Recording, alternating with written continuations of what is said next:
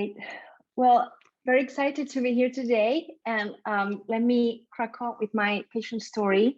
And obviously very happy to tell you more about who I am, my background, and what we are doing, and obviously share all the knowledge and experience on trying to build a health tech product with the stakeholders, which is a very, very relevant topic. So my patient story today is focused on gut health, and it's something very personal. It's true, and it also reflects basically parts of the story reflect what our users and our patients in our community struggle with. So imagine, well, I have been living with gut health issues since I was probably my early 20s. That was, on and off all the time, like symptoms that, initially this bloating and this, irregular bowel movement, I didn't really pay attention to, ignored for a long, long time, until there was a time where the intensity increased and basically the pain, it was painful at the time, it's very painful.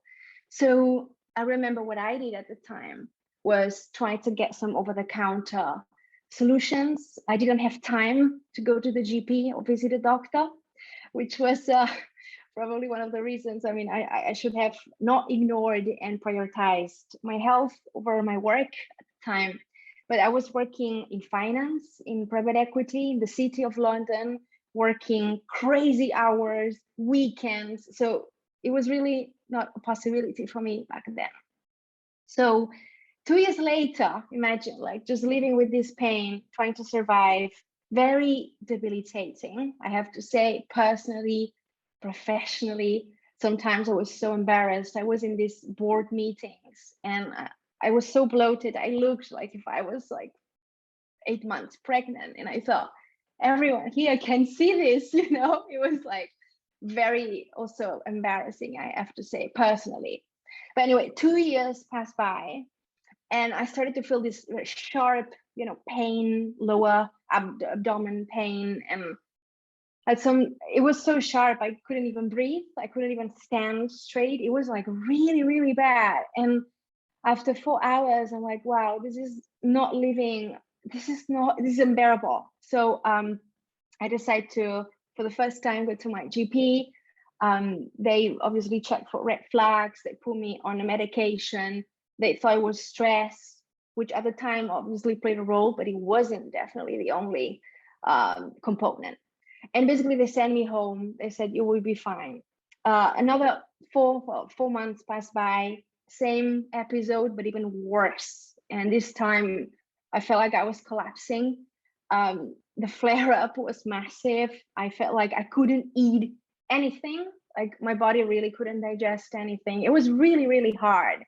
And again, I think at the time what was frustrating is that the GP, and that's pre-COVID, but basically GP said, we don't see any organic symptoms, no blood found in the stool. Basically, we can do the tests, but it's not necessary now. So let's give you another medication. So again, more time passes by, where basically a big episode happens where I just simply collapse.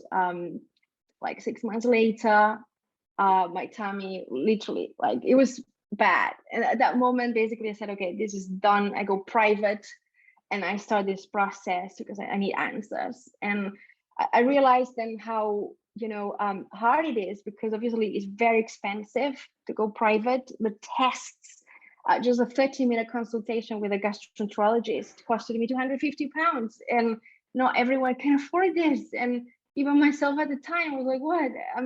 So anyway, this fragmented and very, very broken patient journey. Obviously, from a patient perspective, I didn't prioritize and listen to my symptoms, but there was another component, which was when I was in the pathway, there was a lot of waiting time, a lot of basically manual triage, and obviously a lot of lack of access, essentially, to professionals at the time, unless I was willing to pay a lot of money.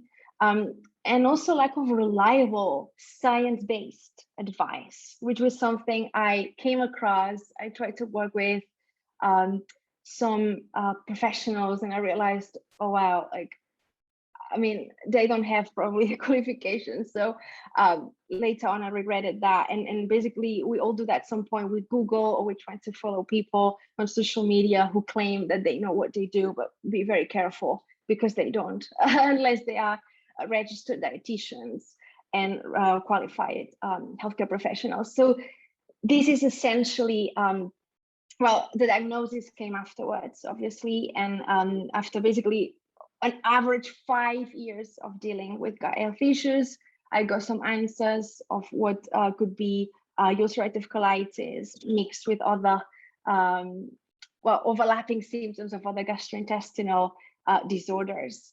So this was the journey, the patient journey I wanted to share with you.